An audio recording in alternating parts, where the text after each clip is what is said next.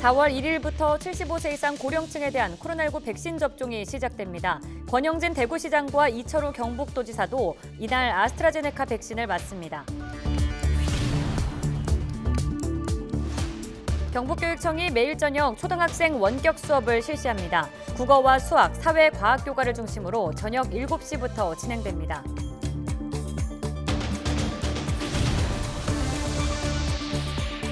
그동안 정부에만 맡겨졌던 마늘 수급 조절이 올해부턴 농민의 손으로 넘어갔습니다. 가격 안정화를 끌어낼 수 있을지 주목됩니다.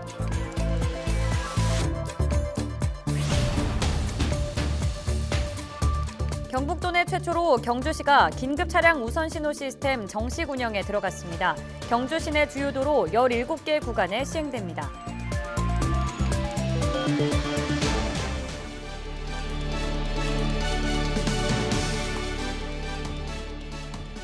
여러분 안녕하십니까? 헬로티비 대구 경북뉴스입니다.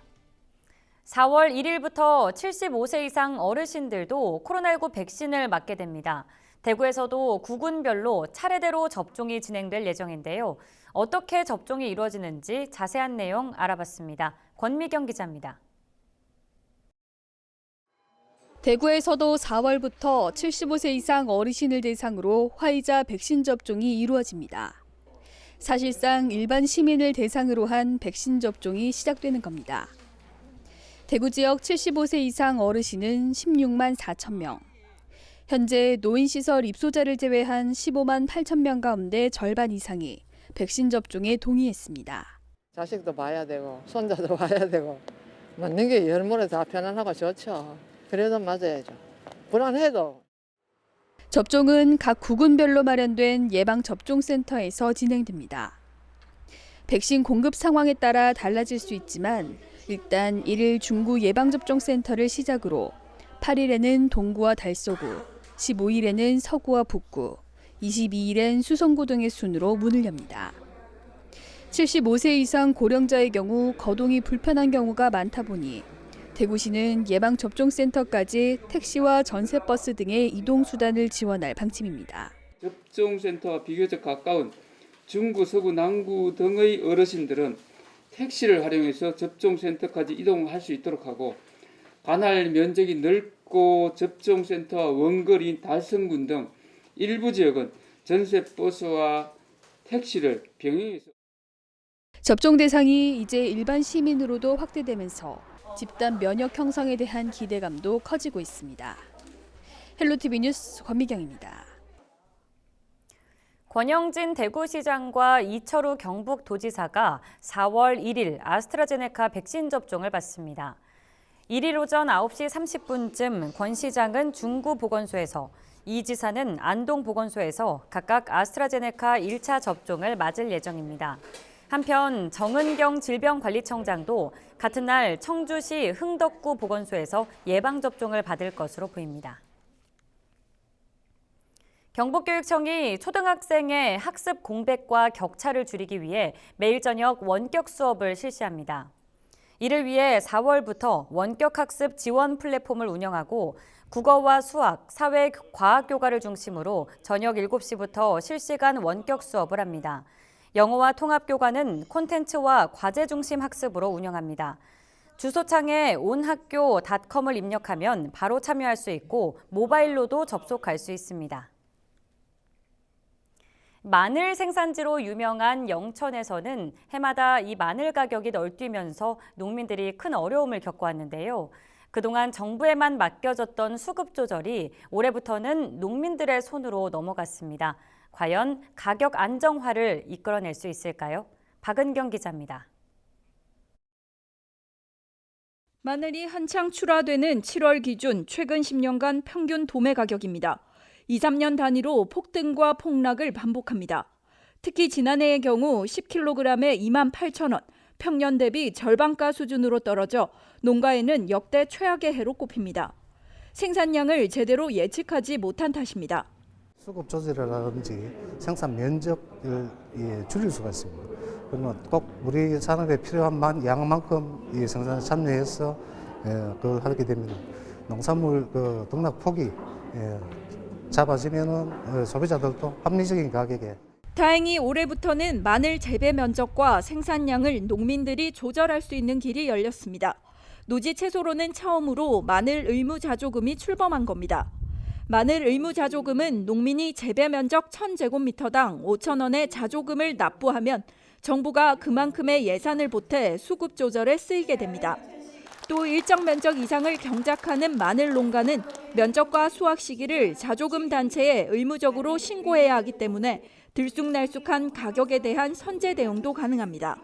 마늘 농가들의 자율적인 수급 조절로 가격이 안정되고 소득이 증대됩니다.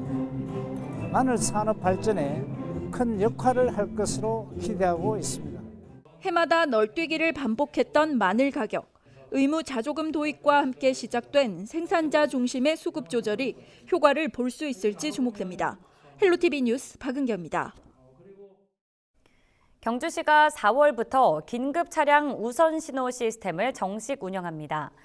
긴급 차량 우선 신호 시스템은 소방차나 구급차의 이동 경로에 따라 자동으로 교통 신호를 녹색 상태로 유지시켜주는 것으로 경주 시내 주요 도로 17개 구간에 시행됩니다. 타임인 4분 안에 도착하는 비율이 전국 평균은 한 66% 되는데 우리 경상북도는 40%밖에 되질 않아요. 우리 경주는 더 낮을 겁니다.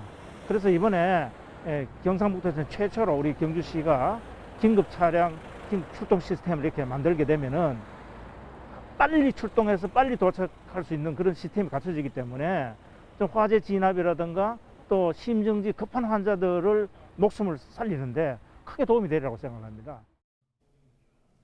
경주시는 실제 지난 3개월간 시범 운영 결과 현장 도착 시간은 48%로 단축됐다며 시스템을 확대 적용할 계획이라고 밝혔습니다.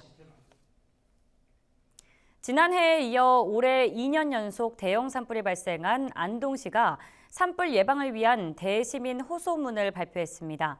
산불 위험이 높은 청명과 한식을 앞두고 각별한 주의를 당부했습니다. 주요 내용 들어보시죠. 계속되는 건조한 바람과 기온 상승으로 전국 곳곳에서 크고 작은 산불이 발생하고 있습니다. 우리 시의 경우에도 금년 2월 21일 오후 3시 20분경 임동면 망천리에서 산불이 발생했고 초속 5m 이상의 강풍과 함께 대형 산불로 이어져서 마을 주민 147명이 긴급 대피하고 약 300여 헥타르의 산림이 소실되었습니다.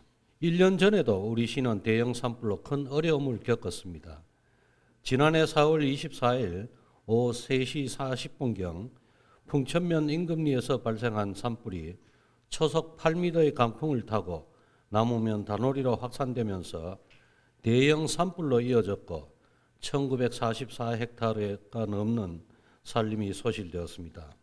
우리 시는 원래 봄철 산불 조심 기간을 5월 15일까지 운영하고 있으며 전 직원 비상근무 체제를 가동하여 담당 마을별 현지 출장을 통한 산림 인접지 소각행위, 치약지 순찰, 하목 보일러 농가 계도, 마을 앰프 방송, 산림감시위원회 활동 점검 등에 총력을 기울이고 있습니다. 또한 산림이나 산림 인접지에 소각행위가 발견될 시에는 원칙대로 고발 조치, 과태료부과 구상권 청구 등 예외 없이 강경한 조치에 나설 방침입니다.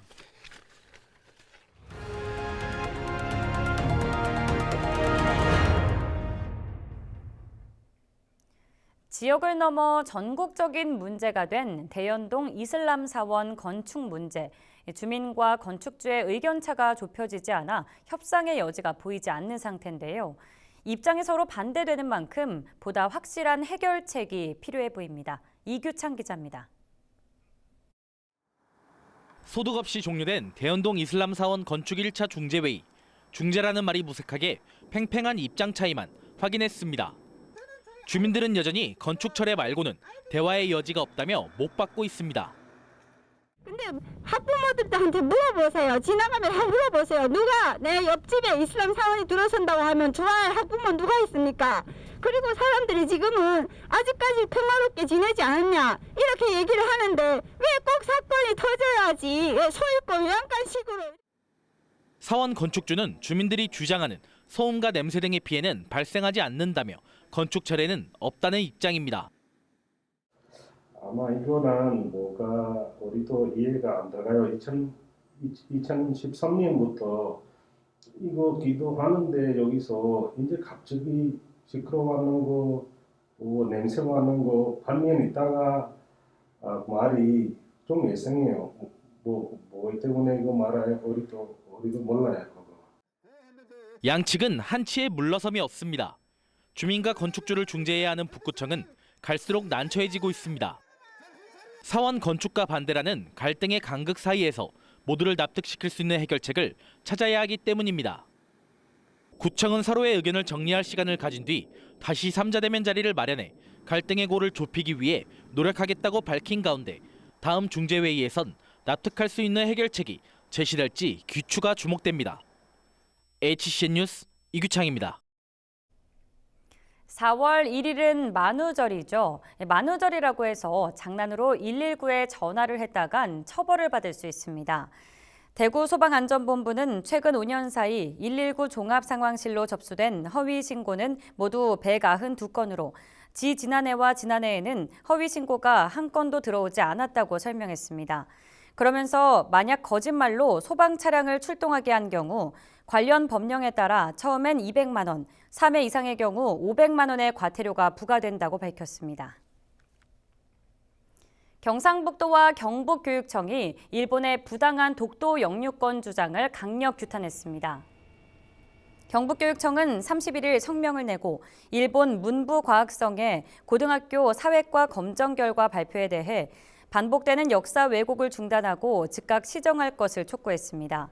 이에 앞서 경상북도도 규탄 성명서를 통해 일본의 즉각적인 시정과 사죄를 요구했습니다. 일본 문부과학성은 지난 30일 내년부터 사용할 고등학교 사회과 교과서 30종 전종에서 독도를 일본 고유의 영토, 한국이 불법 점거 등이 담긴 내용을 검정 통과시켰습니다. 안동 풍산읍 정자지역 아동센터에 작은 도서관이 문을 열었습니다. 어린이와 청소년의 학습 환경을 개선하고 독서 활동을 지원하는 공간인 작은 도서관은 한국자산관리공사의 후원으로 마련됐습니다. 공사는 앞으로 5년간 도서 구입과 독서 지도 프로그램, 문화체험 활동 등을 지원할 계획입니다. 국립백두대간 수목원이 4월 1일부터 호랑이 숲 운영을 재개합니다. 수목원은 겨울철 급격한 기온 변화에 호랑이들을 보호하고 기존 시설을 보완 개선하기 위해 지난 석 달간 운영을 중단했습니다.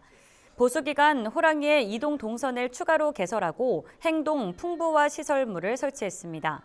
수목원은 백두산 호랑이들이 변화된 환경에 충분히 적응할 수 있도록 꾸준히 관리하고 지속적으로 시설을 개선할 방침입니다. 대구 달성습지 생태복원 사업이 마무리됐습니다. 대구시는 예산 261억 원을 들여 달성습지 총 면적 200만 제곱미터의 15%에 이르는 30만 제곱미터에 생태학습관과 습지 사전학습장, 생태탐방로 등을 조성하는 생태복원 사업을 최근 마쳤다고 밝혔습니다. 달성습지는 4월부터 시민들에게 개방되며 현장에서는 습지를 직접 관찰 체험할 수 있는 다양한 프로그램들이 운영됩니다. 벚꽃이 피는 기간 팔공산을 오가는 버스가 평소보다 늘어납니다.